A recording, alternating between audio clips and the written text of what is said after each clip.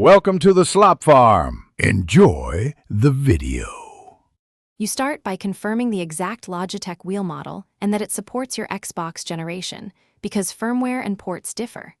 Next, plug the wheel's power adapter into the base and into a live outlet, then connect the USB or proprietary cable to the wheel.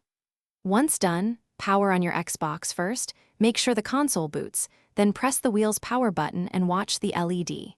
That verifies basic hardware, gives the console time to enumerate the device, and prevents connection errors. Once the wheel is powered and the Xbox recognizes it, plug the wheel directly into a console USB port. Do not use USB hubs. You'll see an accessory prompt, accept and install any drivers or firmware updates the console suggests, because updates fix compatibility and force feedback issues. After firmware, launch the Xbox accessories or game calibration menu.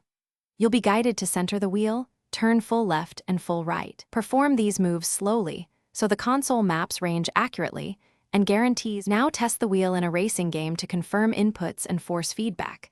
Adjust sensitivity, force feedback strength, and dead zone until steering feels natural. If the wheel does not respond, restart the console first, then reseat the power and USB cables and try a different USB port. Sometimes ports supply limited power. If problems persist, reinstall firmware using a PC tool or contact Logitech support. This resolves many firmware corruption issues and ensures your wheel performs as intended. Thanks for watching. Consider subscribing if we helped you today.